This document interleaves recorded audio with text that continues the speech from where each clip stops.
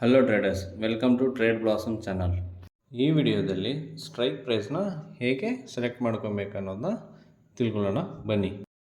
ಇತ್ತೀಚಿನ ದಿನಗಳಲ್ಲಿ ಸ್ಟಾಕ್ ಮಾರ್ಕೆಟ್ನಲ್ಲಿ ಪ್ರತಿ ದಿವಸ ಕೂಡ ಒಂದು ಎಕ್ಸ್ಪೈರಿ ಡೇ ಆಗಿದೆ. ಅದು ಹೇಗಂತ ನೋಡೋದಾದರೆ, Tuesday fin Nifty expiry, Wednesday bank Nifty expiry, Thursday Nifty expiry, Friday Sensex expiry ಆಗಿದೆ.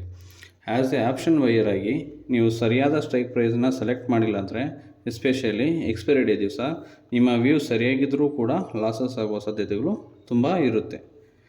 ಹಾಗಾಗಿ ಈ ವಿಡಿಯೋದಲ್ಲಿ ಸಿಂಪಲ್ ಆಗಿ ಆದರೂ ಪವರ್ಫುಲ್ಲಾಗಿ ಸ್ಟ್ರೈಕ್ ಪ್ರೈಸ್ನ ಹೇಗೆ ಸೆಲೆಕ್ಟ್ ಮಾಡ್ಕೊಬೇಕು ಅಂತ ನೋಡೋಣ. ನೀವು ಆಪ್ಷನ್ ಬೈಯರ್ಸ್ ಆಗಿದ್ದರೆ ಇಲ್ಲಿ ಏನು ತುಂಬ ಇಂಪಾರ್ಟೆಂಟ್ ಆಗುತ್ತೆ ಅಂದರೆ, ಯಾವ ಕಡೆ ಮಾರ್ಕೆಟ್ ರ್ಯಾಲಿ ಅಥವಾ ಟ್ರೆಂಡ್ ನಡೀತಾ ಇದೆ ಅನ್ನೋದನ್ನ ಐಡೆಂಟಿಫೈ ಮಾಡಬೇಕಾಗುತ್ತೆ. ಅದು ಪ್ರೈಸ್ ಆಕ್ಷನ್ ಅಥವಾ ಸ್ಟಾಪ್ ಲಾಸ್ ಹಂಟಿಂಗ್ ಅಥವಾ ಯಾವುದೇ ಬೇರೆ ಮೆಥಡ್ ಯೂಸ್ ಮಾಡಿಕೊಂಡು ನೀವು ಮಾರ್ಕೆಟ್ ಟ್ರೆಂಡ್ನ ಐಡೆಂಟಿಫೈ ಮಾಡೋದಿಲ್ಲಿ ತುಂಬ ಇಂಪಾರ್ಟೆಂಟ್ ಆಗುತ್ತೆ.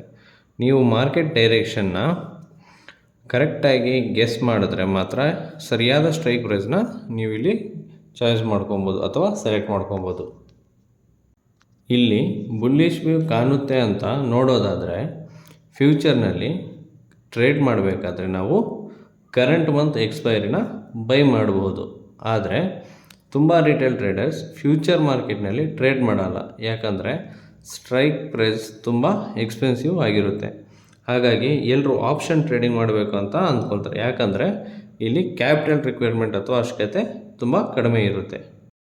ಸೊ ಇಲ್ಲಿ ರಿಟೇಲ್ ಟ್ರೇಡರ್ ಕಾಲ್ ಆಪ್ಷನ್ನ ಬೈ ಮಾಡ್ತಾರೆ ಅಂತ ಅಂದ್ಕೊಳ್ಳೋಣ. ನಿಫ್ಟಿ ಕರೆಂಟ್ ಸ್ಟ್ರೈಕ್ ಪ್ರೈಸ್ ಬಂದು 22,575 ಇದೆ. ನಾವು ಈ ಸ್ಟ್ರೈಕ್ ಪ್ರೈಸ್ನಲ್ಲಿ ಎಂಟ್ರಿ ತೊಗೊಳ್ಳೋಕ್ಕೆ ಆಗಲ್ಲ. ಸೊ ಹಾಗಾಗಿ ನಾವು ಇಲ್ಲಿ ಸ್ಟ್ರೈಕ್ ಪ್ರೈಸ್ನ ಸೆಲೆಕ್ಟ್ ಮಾಡ್ಕೋಬೇಕಾಗುತ್ತೆ. ಇಲ್ಲಿ ನಮ್ಮ ಮಾರ್ಕೆಟ್ ವ್ಯೂ ಬುಲ್ಲಿಶ್ ಆಗಿದೆ ಅಂತಂದರೆ ನಾವಿಲ್ಲಿ ಕಾಲ್ ಆಪ್ಷನ್ನ ಬೈ ಮಾಡಬೇಕಾಗುತ್ತೆ. ಆದರೆ ಇಲ್ಲಿ ತುಂಬ ಸ್ಟ್ರೈಕ್ ಪ್ರೈಸಸ್ ಇರೋದ್ರಿಂದ ಯಾವುದನ್ನ ಚೂಸ್ ಮಾಡಬೇಕು ಅನ್ನೋದನ್ನ ನೋಡೋಣ. 22,400 ಸ್ಟ್ರೈಕ್ ಪ್ರೈಸ್ನ ಚೂಸ್ ಮಾಡಿದ್ರೆ ಇಲ್ಲಿ ಇದರ ಪ್ರೀಮಿಯಂ ಅಮೌಂಟ್ ಬಂದು 117 ಇದೆ. ಸ್ಟ್ರೈಕ್ ಪ್ರೈಸ್ನಲ್ಲಿ ಪ್ರಾಫಿಟ್ ಯಾವಾಗ ಬರುತ್ತೆ ಅಂತ ನೋಡೋದಾದರೆ, ಇಲ್ಲಿ ನಾವು strike price amount plus premium current price ಅಮೌಂಟ್ನ ಆ್ಯಡ್ ಮಾಡಬೇಕಾಗುತ್ತೆ. Strike price 22,400 plus premium price ಬಂದು 117 ಆ್ಯಡ್ ಮಾಡಿದ್ರೆ 22,517 ಬರ್ತಾ ಇದೆ. ಆದರೆ ನಿಫ್ಟಿ 22,575ನಲ್ಲಿ ಟ್ರೇಡ್ ಮಾಡ್ತಾ ಇದೆ. ಆದರೆ ನಮಗಿಲ್ಲಿ 22,517 ಬಂದಿದೆ. ಇಲ್ಲಿ ನಾವು ಏನು ಅರ್ಥ ಮಾಡ್ಕೊಬೇಕು ಅಂತಂದರೆ, 22,400 ಸ್ಟ್ರೈಕ್ ಪ್ರೈಸ್ನ ಸೆಲೆಕ್ಟ್ ಮಾಡಿದ್ರೆ ಮಾರ್ಕೆಟು ಅಪ್ಸೈಡ್ ಹೋದಾಗ 22,517ನ ಕ್ರಾಸ್ ಮಾಡಿದ್ರೆ ಮಾತ್ರ ನಮಗಿಲ್ಲಿ ಒಂದು ಪಾಸಿಟಿವ್ ಪ್ರಾಫಿಟ್ನ ನೋಡೋಕ್ಕೆ ಸಿಗುತ್ತೆ. ನಿಫ್ಟಿ ಕರೆಂಟ್ ಪ್ರೈಸು ಮತ್ತು ನಮ್ಮ ಬಂದಿರೋ ಸ್ಟ್ರೈಕ್ ಪ್ರೈಸ್ನ ನಾವು ಇಲ್ಲಿ ಮೈನಸ್ ಮಾಡಬೇಕಾಗುತ್ತೆ. ನಿಫ್ಟಿ ಕರೆಂಟ್ ಪ್ರೈಸ್ ಬಂದು 22,575, ನಮ್ಮ ಬಂದಿರೋ ಸ್ಟ್ರೈಕ್ ಪ್ರೈಸ್ ಬಂದು 22,517. ಇದು ನಾವು ಮೈನಸ್ ಮಾಡಿದ್ರೆ ನಮಗೆ 58 ಪಾಯಿಂಟು ಇಲ್ಲಿ ಬರ್ತಾ ಇದೆ. ನಾವು ಚಾರ್ಟ್ನಲ್ಲಿ ನೋಡೋದಾದರೆ ನಿಫ್ಟಿ ಕರೆಂಟ್ ಲೆವೆಲಿಂದ 60 to 70 points upside movement ಮಾಡಿದ್ರೆ ಮಾತ್ರ ನಮಗೆ ಪ್ರೀಮಿಯಮ್ನಲ್ಲಿ 10 to 15 ಪಾಯಿಂಟ್ಸು ಚೇಂಜಸ್ ಸಿಗುತ್ತೆ. ಹಾಗೂ ನಾವು ಇಲ್ಲಿ ಪ್ರಾಫಿಟ್ನ ಮಾಡ್ಬೋದು. ಇಲ್ಲಿ ನೀವು ಅನಲೈಸ್ ಮಾಡೋಕ್ಕಿಂತ ಮುಂಚೆ ಮಾರ್ಕೆಟ್ ವ್ಯೂ ತುಂಬ ಇಂಪಾರ್ಟೆಂಟ್ ಆಗಿರುತ್ತೆ, ಯಾಕಂದರೆ ಮಾರ್ಕೆಟು ಕರೆಂಟ್ ಲೆವೆಲಿಂದ ಅಪ್ ಸೈಡು ರ್ಯಾಲಿ ಮಾಡುತ್ತಾ ಟ್ರೆಂಡ್ ಕಂಟಿನ್ಯೂ ಮಾಡುತ್ತಾ 15 to 20 ಪಾಯಿಂಟ್ಸು ನಾವು ಬುಕ್ ಮಾಡ್ಕೋಬೋದಾ ಅನ್ನೋದನ್ನ ನಾವು ಸ್ಟ್ರೈಕ್ ಪ್ರೈಸ್ನ ಚೂಸ್ ಮಾಡ್ಕೊಳ್ಳೋಕ್ಕಿಂತ ಮುಂಚೆ ತಿಳ್ಕೊಬೇಕಾಗುತ್ತೆ. ಸೊ ಟೈಮ್ ವ್ಯಾಲ್ಯೂ ನೋಡೋ ಹಾಗಿದ್ರೆ ಈ 22,400 ಸ್ಟ್ರೈಕ್ ಪ್ರೈಸ್ನ ಚೂಸ್ ಮಾಡೋದು ಒಳ್ಳೆಯದಲ್ಲ.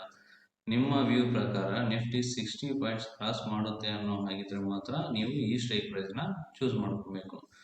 ಇಲ್ಲಿ ಮುಖ್ಯವಾಗಿ ಇನ್ನೊಂದು ಪಾಯಿಂಟ್ ಏನು ನೋಡಬೇಕು ಅಂತಂದರೆ, ಸ್ಟ್ರೈಕ್ ಪ್ರೈಸ್ನ ಸೆಲೆಕ್ಟ್ ಮಾಡಬೇಕಾದ್ರೆ ಡೆಲ್ಟಾ ವ್ಯಾಲ್ಯೂನ ನಾವು ಗಮನಿಸಬೇಕಾಗುತ್ತೆ. 22,400ನ ಡೆಲ್ಟಾ ವ್ಯಾಲ್ಯೂ ಎಷ್ಟಿದೆ ಅಂತಂದರೆ 0.60 ಇದೆ. ಅಂದರೆ ಮಾರ್ಕೆಟು 10 ಪಾಯಿಂಟ್ಸ್ ರ್ಯಾಲಿ ಮಾಡಿದ್ರೆ ನಮಗೆ ಪ್ರೀಮಿಯಮ್ನಲ್ಲಿ 6 ಪಾಯಿಂಟ್ಸು ನಾವು ನೋಡ್ಬೋದು. ಹಾಗೆ ನೀವು ನೋಡೋದಾದರೆ out of the money strike ಪ್ರೈಸ್ನ ಡೆಲ್ಟಾ ವ್ಯಾಲ್ಯೂಸು ಯಾವಾಗಲೂ ಅಟ್ ದ ಮನಿ ಸ್ಟ್ರೈಕ್ ಪ್ರೈಸ್ನ ಡೆಲ್ಟಾ ವ್ಯಾಲ್ಯೂಗಿಂತ ಕಮ್ಮಿ ಇರುತ್ತೆ. ನೀವು out of the money strike ಪ್ರೈಸ್ನ ಚೂಸ್ ಮಾಡಿದ್ರೆ most of the time market ನಿಮ್ಮ ಡೈರೆಕ್ಷನಲ್ಲಿ ಹೋದರೂ ಕೂಡ ಪ್ರಾಫಿಟ್ ಆಗೋ ಚಾನ್ಸಸ್ಸು ಕಮ್ಮಿ ಇರುತ್ತೆ ಹಾಗೂ ಲಾಸ್ ಆಗೋ ಚಾನ್ಸಸ್ಸು ಜಾಸ್ತಿ ಇರುತ್ತೆ. ಇಲ್ಲಿ ನಾವು ಇನ್ ದ ಮನಿ ಸ್ಟ್ರೈಕ್ ಪ್ರೈಸ್ನ ಸೆಲೆಕ್ಟ್ ಮಾಡಿದ್ರೆ ಏನಾಗುತ್ತೆ ಅಂತ ನೋಡೋಣ.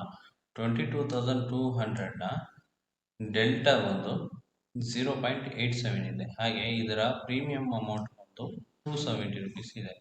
ಅಂದರೆ ನಾವು ಈ ಸ್ಟ್ರೈಕ್ ಪ್ರೈಸ್ನ ಚೂಸ್ ಮಾಡಿದ್ರೆ ಯಾವಾಗ ಪ್ರಾಫಿಟ್ ಆಗುತ್ತೆ ಅಂತ ನೋಡೋ ಹಾಗಿದ್ರೆ 22,200 ಸ್ಟ್ರೈಕ್ ಪ್ರೈಸು ಪ್ಲಸ್ಸು 270 ಪ್ರೀಮಿಯಮ್ನ ನಮಗೂ ಆ್ಯಡ್ ಮಾಡಿದ್ರೆ ನಮಗೆ ಇಲ್ಲಿ 22,470 ಬರುತ್ತೆ. ಅಂದರೆ ಕರೆಂಟ್ ಮಾರ್ಕೆಟು 22,570ನಲ್ಲಿ ಟ್ರೇಡ್ ಮಾಡ್ತಾ ಇದ್ರು. ಅಂದರೆ ಮಾರ್ಕೆಟು ಈ ಲೆವೆಲಿಂದ ಜಸ್ಟು 10 ಪಾಯಿಂಟ್ಸ್ ಮೂವ್ ಆದರೂ ಕೂಡ ನಮಗೆ ಇಲ್ಲಿ ಡೆಲ್ಟಾ ಪ್ರೈಸ್ ಪ್ರಕಾರ 8 ಪಾಯಿಂಟ್ಸ್ ನಮಗೆ ಪ್ರೀಮಿಯಮ್ನಲ್ಲಿ ಮೂವ್ ಆಗುತ್ತೆ. ಸೊ ಹಾಗಾಗಿ ನಾವಿಲ್ಲಿ ಇನ್ ದ ಮನಿ ಸ್ಟ್ರೈಕ್ ಪ್ರೈಸ್ನ ಚೂಸ್ ಮಾಡ್ಕೊಳ್ಳೋದು ತುಂಬ ಇಂಪಾರ್ಟೆಂಟ್ ಆಗುತ್ತೆ. ತುಂಬ ಜನ ರಿಟೇಲ್ ಟ್ರೇಡರ್ಸ್ ಏನು ಮಾಡ್ತಾರೆ ಅಂತಂದರೆ ಇನ್ ದ ಮನಿ ಸ್ಟ್ರೈಕ್ ಪ್ರೈಸಸ್ನ ಪ್ರೀಮಿಯಮ್ಗಳು ಜಾಸ್ತಿ ಇರೋದ್ರಿಂದ out of the money strike ಪ್ರೈಸಸ್ನ ಚೂಸ್ ಮಾಡ್ಕೋತಾರೆ. ಯಾಕಂದರೆ ಇಲ್ಲಿ ಪ್ರೀಮಿಯಮು ತುಂಬ ಕಮ್ಮಿಗೆ ಸಿಗುತ್ತೆ. ಆದರೆ ಮಾರ್ಕೆಟು ಅವ್ರ ಡೈರೆಕ್ಷನ್ನಲ್ಲಿ ಹೋದರೂ ಕೂಡ ಇಲ್ಲಿ ಪ್ರಾಫಿಟ್ ಆಗೋ ಚಾನ್ಸಸ್ಸು 90% ಕಮ್ಮಿ ಇರುತ್ತೆ. ಮಾರ್ಕೆಟು ಈ ಲೆವೆಲಿಂದ 100 ಲೆವೆಲ್ ರೀಚ್ ಆಗಿದೆ ಅಂತ ಅಂದ್ಕೊಂಡು ಕೂಡ ನಾವು 100 ಪಾಯಿಂಟ್ಸ್ ಮೇಲೋಗಿದೆ ಅಂತ ಅಂದ್ಕೊಂಡ್ರು ಕೂಡ ನಾವು ರೀಟೆಸ್ಟ್ಗಾಗಿ 20 ಪಾಯಿಂಟ್ಸ್ ಡೌನ್ ಬಂದರೂ ಕೂಡ ಅವರ ಸ್ಟಾಪ್ ಲಾಸ್ನ ಹಿಟ್ ಆಗೋ ಚಾನ್ಸಸ್ ತುಂಬ ಇರುತ್ತೆ. ಹಾಗಾಗಿ ಇನ್ ದ ಮನಿ ಸ್ಟ್ರೈಕ್ ಪ್ರೈಸ್ನ ಚೂಸ್ ಮಾಡ್ಕೊಬೇಕು, ಔಟ್ ಆಫ್ ದ ಸ್ಟ್ರೈಕ್ ಪ್ರೈಸ್ನ ಅವಾಯ್ಡ್ ಮಾಡಬೇಕು. ಹಾಗೆ ಮಾರ್ಕೆಟು ಸೈಡ್ ವೈಸಲ್ಲಿದ್ದಾಗ ಯಾವುದೇ ಥರದ ಟ್ರೇಡ್ ತೊಗೊಳಕ್ಕೆ ಹೋಗಬಾರ್ದು. ಇಲ್ಲಿ ಕಾಲ್ ಆಪ್ಷನ್ನ ಬೈ ಮಾಡಿದ್ರು ಅಥವಾ ಪುಟ್ ಆಪ್ಷನ್ನ ಬೈ ಮಾಡಿದ್ರು ಕೂಡ ನಮಗೆ ಲಾಸಸ್ ಆಗೋ ಚಾನ್ಸಸ್ 90% ತುಂಬ ಜಾಸ್ತಿ ಇದೆ. ಹಾಗಾಗಿ ಈ ಟೈಮಲ್ಲಿ ಟ್ರೇಡ್ನ ಅವಾಯ್ಡ್ ಮಾಡೋದು ಎಲ್ಲರಿಗೂ ಒಳ್ಳೆಯದು. ಟ್ರೇಡರ್ಸ್, ಈ ವಿಡಿಯೋದ ಮಾಹಿತಿ ಯೂಸ್ಫುಲ್ ಆಗಿದೆ. ವಿಡಿಯೋವನ್ನು ಲೈಕ್ ಮಾಡಿ, ಕಮೆಂಟ್ ಮಾಡಿ ಹಾಗೂ ಈ ಚಾನಲನ್ನು ಸಬ್ಸ್ಕ್ರೈಬ್ ಮಾಡ್ಕೊಳ್ಳಿ. Thank you.